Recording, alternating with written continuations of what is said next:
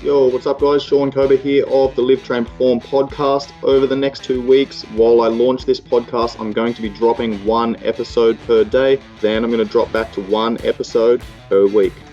The first episode is an introductory episode explaining who I am, my background, my knowledge, my experience.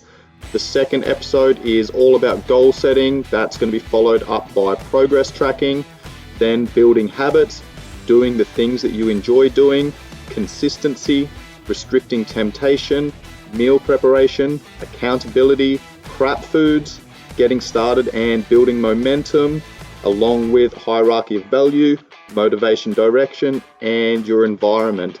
Now, if you go back and listen to each one of those topics again, they are all relevant for optimizing your performance and your everyday life. It's not just to do with health and fitness. Yes, I am a strength and conditioning coach. That is my background, that is my specialization. However, I'm a coach first and foremost, and I need to optimize the other 23 hours of the day so that I can get the most out of my clients for that 1 hour that I'm with them. I will also be answering some of my followers' questions that have posted questions on my Q&A memes, and I'm going to incorporate those answers into the pertinent episodes.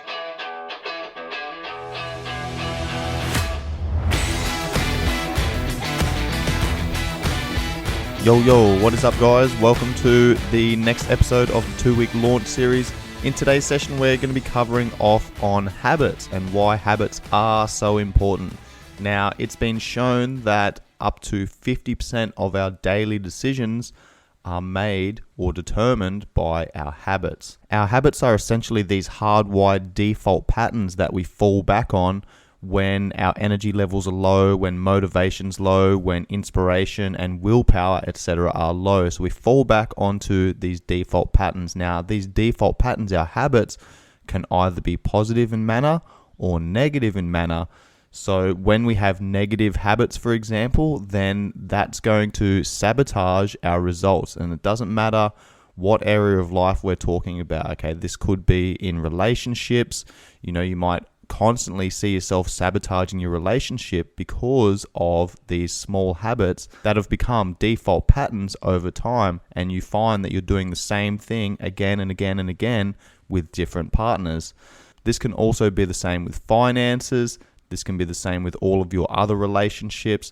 This can be the same with your health and fitness. But then on the flip side, you'll see people that are fairly successful in a number of areas in their life. And when you start talking to them, you'll find that they have these daily practices, these daily rituals that are essentially their habits that determine and shape how their day goes and the direction that they're moving in. Now, the reason that we're discussing habits is because they are so powerful. They can either be moving us in the right direction or they can be sabotaging our efforts. Why are habits important? Now, when we're learning something or we're doing something for the first time, our brain allocates a lot of energy to learn and create these motor patterns and these default patterns in the brain that essentially starts teaching the body what it should be doing, what muscles to fire, when, what order, create movement, create these neural connections, etc. So think about the first time you started driving a car, okay? You sit in the driver's seat, you make adjustments to the seat, you check all the mirrors, you make sure that you're in neutral, you make sure the handbrake's on, etc., etc. All right, now when you initially start the car, then you're probably a little bit nervous and everything's new to you. You're starting to make all these connections, these associations, and you're super vigilant, you're super alert.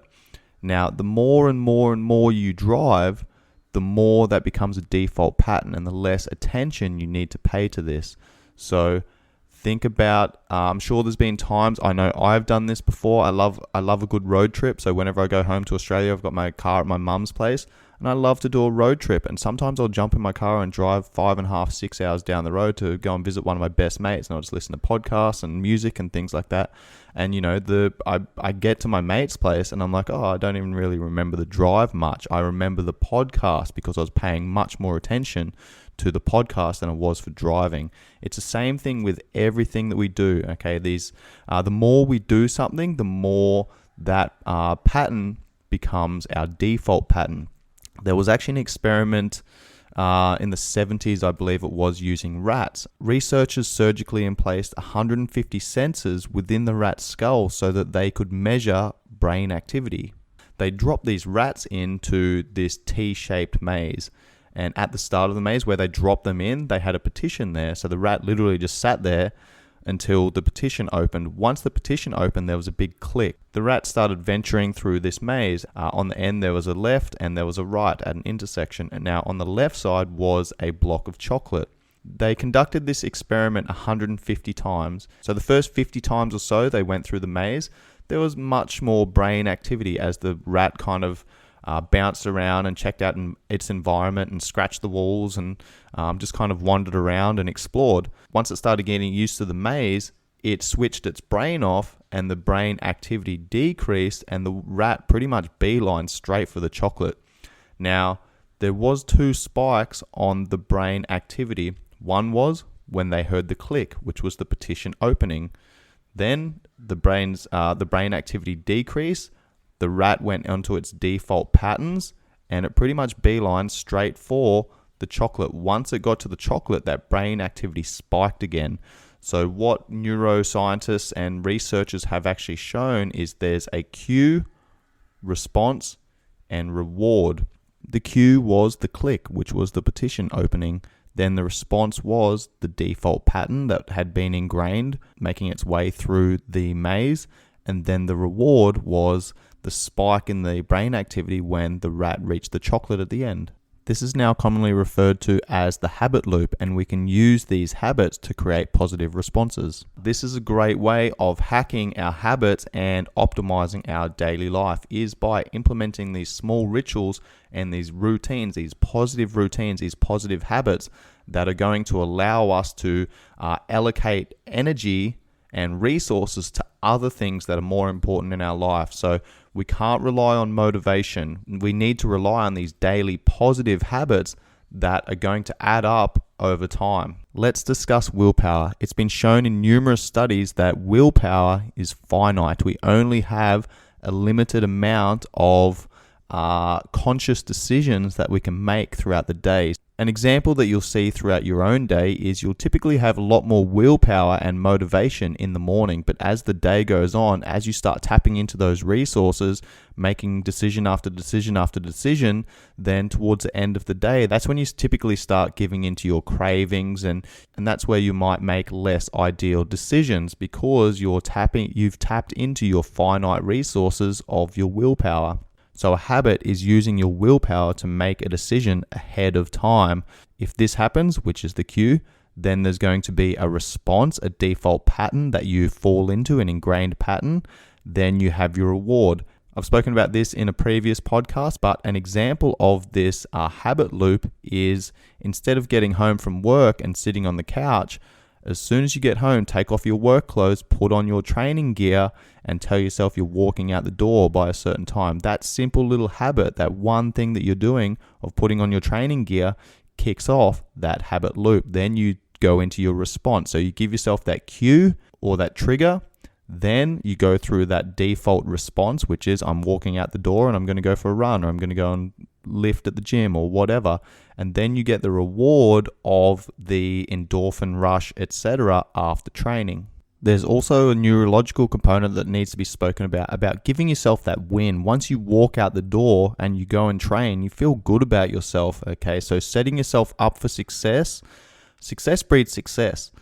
So something kicks off in the brain that gives you a little bit of a dopamine hit where you feel good about yourself. You're happy with what you've achieved. And this is why I make my bed first thing in the morning, because I've literally gotten out of bed and within 2 minutes, I've already achieved something for the day. This is called a cornerstone habit or a keystone habit. And this is essentially one of those habits that then creates a snowball effect. So you do one thing, that sets up a win, and then that leads to the next win of the day. So cornerstone habits for me is putting my phone down at 9 o'clock at night. So this allows me to then go through my evening routine. That allows me to get a good night's sleep, remove blue light from my eyes, which affects sleep, which I'll talk about in another podcast. And it basically sets me up for a good night's sleep. Now, when I wake up first thing in the morning, most people have their phone as their alarm clock. Now, as soon as their alarm clock goes off, they reach over, they grab their phone, and the first thing they do is start scrolling through, notifications and social media and shit like that. And that is literally starting your day on someone else's terms. That's being reactive rather than proactive. So a little tip that I like to give here is the first hour of the day and the last hour of the day are the most important to me, because my sleep is a priority. If I don't get a good night's sleep, then that's going to affect my productivity, my energy levels, my willpower, my motivation the next day. So I implement these little habits throughout my day, these little routines that allow me to kind of switch off and have this flow-on effect down the chain. To get a good understanding of what your cornerstone habits are, you really need to pay attention to your activities throughout the day. Some of your daily rituals are going to kick off a negative habit loop where the domino effect occurs and you start moving in a negative direction. Other habits, on the other hand, are going to kick off a positive habit loop, which is going to set you up for win after win. So paying attention to what these habits are, these cues or these triggers that then have a flow-on effect with your response, which then leads you to some form of reward. Your environment also plays a massive part on your habits. An example of this is, think about the last time you caught up with an old friend that you haven't seen for many, many years, and the association that you had with that friend was you would party, they were fun to hang out with, you'd go out and get on the piss, you'd have big nights, etc.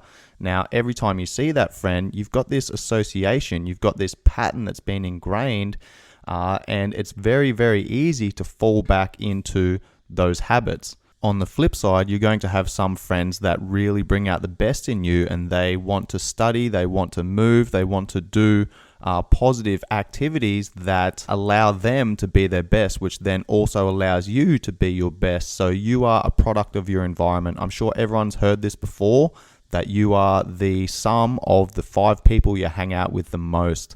So you become the average of those 5 people. So choose who you hang out with for the most part. Now, don't get me wrong, I've got friends that whenever we catch up, we get on the piss, we have a good time, and that's awesome. But that's the exception rather than the rule. You shape your environment and your environment shapes you. Behavioral change leads to psychological change, and psychological change leads to behavioral change. Anytime I've worked with a client, we always need to start with the psychological and behavioral components, because that is the only way to make long-term, sustainable, real changes. Now, that brings me to my next point. When we want to make changes, we need to start small. We need to start with small steps that we can implement consistently, because long-term consistency always trumps short-term intensity. Many small habits lead to big change over time. So ask yourself this question: what's one thing that you can do on a daily basis consistently that is going to have the biggest impact on your daily habits, your daily routines, your mindset, your behaviors? I see this happen all the time where people want to make changes, especially in their health and fitness, and they decide to do everything. They decide to completely change their diet, they change their training protocols, they hire a personal trainer, and they try and make all these massive changes in their life. And that's all well and good when motivation is high. That's awesome when you've got inspiration and willpower. But what happens when those start to wane? Because at the end of the day, they are emotions. They come and go, so you can't rely on them. Motivation doesn't last, but structure does. I quite often get people commenting on how disciplined I am in certain areas of my life. And yes, that's true. I am disciplined, but that's because I've created habits and routines. When I was in the army, we operated on standard operating procedures, which means that if this happens, we do that. And if that happens, we do this. That becomes default patterns. So when the shit hit the fan, when we were in Afghanistan, for example, we ended up in a firefight, the training took over because we drilled it again and again and again. And that was that default pattern that we had ingrained. We had a saying in the army, which was train hard, fight easy. This allowed our training to take over, and I've implemented these standard operating procedures into other areas of my life. A lot of people have this all or nothing mindset where they're either on the wagon or they're off the wagon. Well, I'm here to tell you there is no fucking wagon, right? You're not on it or off it. It's like you can make positive decisions, you can make negative decisions. An analogy that I like to use here is using a clock. Let's say I get out of bed in the morning, my alarm clock goes off, I get out of bed, I make my bed, All right, I've already ticked off a positive habit. Now my clock is moving in a clockwise direction. Then I do some meditation, do some breath work. I've ticked off another positive habit. Then I might go and swim in my pool. I'll jump in my sauna. I'll have a stretch. I'm already doing things that are important to me that I'm ticking off the list. And each one of these positive routines has a snowball effect, a flow-on effect that keeps me moving in the right direction. That's a great way to start your day.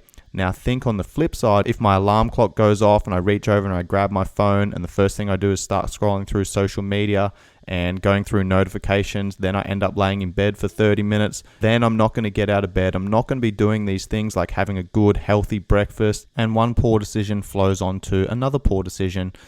Every poor decision moves your clock in an anti-clockwise direction. So what we need to do is understand that the next decision we make is the most important decision. If we make a bad decision, then we need to realize, we need to be aware of it and then go, all right, well, I probably slept in a little bit longer than I needed to. That's not going to allow me to have a good breakfast. That's not going to allow me to write my schedule in and structure in these important events that I have for the day. How can I turn this around? I need to make sure that the next decision I make is important and gets me moving back in a clockwise direction. So again, we can create that snowball effect. Now, if you make one bad decision and then another bad decision and then another bad decision, it's just like the snowball effect. Okay, as you make decision after decision, you start picking up speed, you start picking up pace, and it makes it harder and harder and harder to then make a good decision and turn everything around. However, one good decision leads to another good decision, which leads to another good decision. All right, so we want to, if we take a step back and we kind of fall off the wagon, so to speak, then understand where you're at, be aware of it, and then just make sure that the next decision you make is the right one that gets you moving in a positive direction again.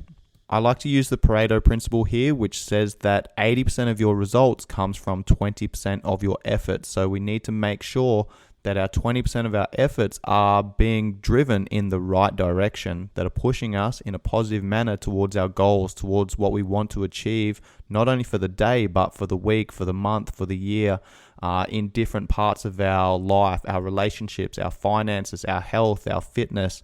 Everything comes into play here. Every decision we make affects every other decision we make throughout the day. A great way to implement new habits is by anchoring them to already established patterns and routines that you have. An example for me is I get up and I go for a swim as part of my morning routine.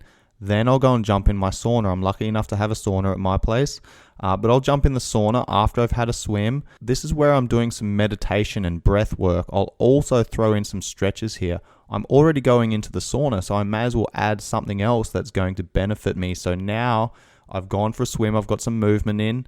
I've also added some meditation and breath work in, which gets my head in the right space.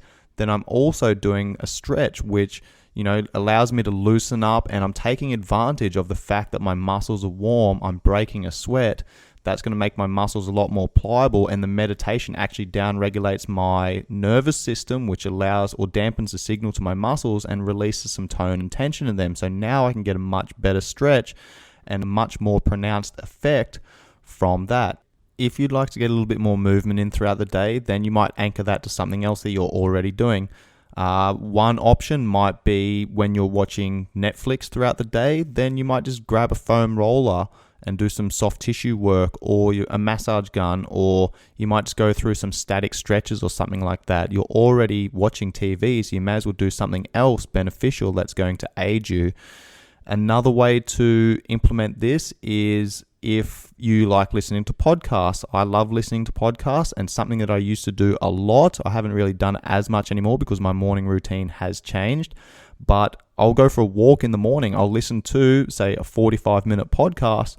Guess what I'm doing for 45 minutes? I'm simply walking. So now I'm getting that mental stimulation as well as that physical stimulation. So anchoring habits that you want to create, positive habits, to other positive routines that you've already got going on is an excellent way to start implementing some of these tools into your day-to-day routine. Something else to think about as well is it's not just about adding things in. Sometimes it's about taking things out and understanding, being aware of some of these negative habits that start taking you down that negative path, that where that clock is moving in an anti-clockwise direction. Look, these habits are a massive part of our life. They're so ingrained that we don't even think about it. What happens when you go to the movies? You go to the movies with your partner, your friends or whatever, and the first thing you do is grab the biggest fucking bag of popcorn you can. Along with that is a supersized cup of Coke. You're going to grab, an ice cream, one of the Choc Tops, maybe some Maltesers, some lollies, etc. So simply changing that cue and that response. Yes, you're going to the movies, but instead of choosing all of those things, again, all or nothing, choose one of those things. All right, I'm going to indulge in popcorn today. I'm not going to have the Coke and all the other condiments that go along with it. Or you might want the Coke and not have the other things. So simply removing one of those things at a time can lead you in the right direction. Okay, you don't have to go all or nothing. Just start making small changes day after day after day.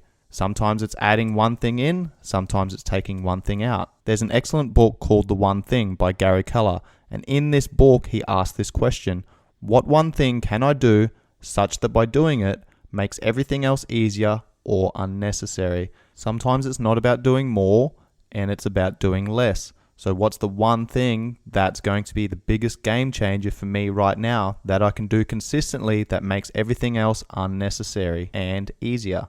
Plant small seeds into your day-to-day that grow into big trees over time. The final thing I want to bring up in this episode is an experiment that's now referred to as the marshmallow test. And if you haven't seen this, go and look it up on YouTube. It's hilarious.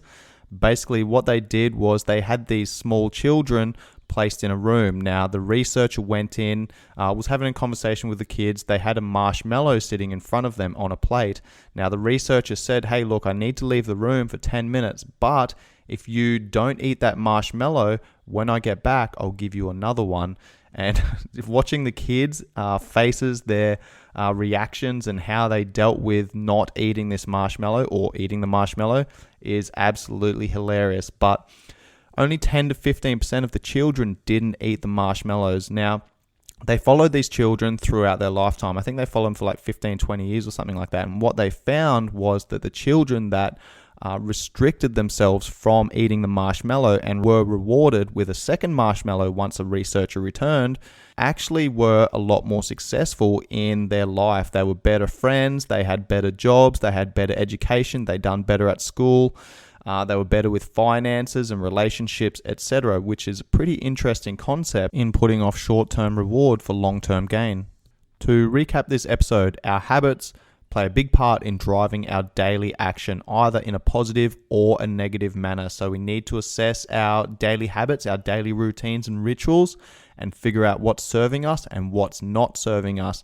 Choose one thing on each side, a positive habit that you can start implementing into your life, and anchor that to other routines that you've already got going on. Then think about removing one negative habit that is having a flow-on effect that takes you down the negative path.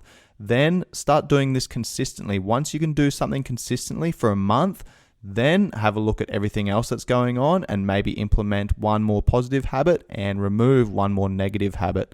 It's only when you can do something consistently for a long period of time do you then earn the right to add something else in or take something else away.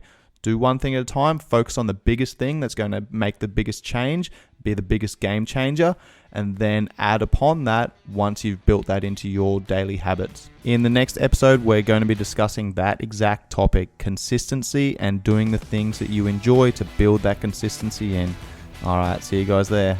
If you enjoy the content that I'm bringing to you guys, please help me spread the message and like, save, share, and subscribe. And pass this off to your friends, your family, anyone that's relevant in your life that it could potentially help. And please make sure you leave a 5-star rating and review. Much love, guys. Peace.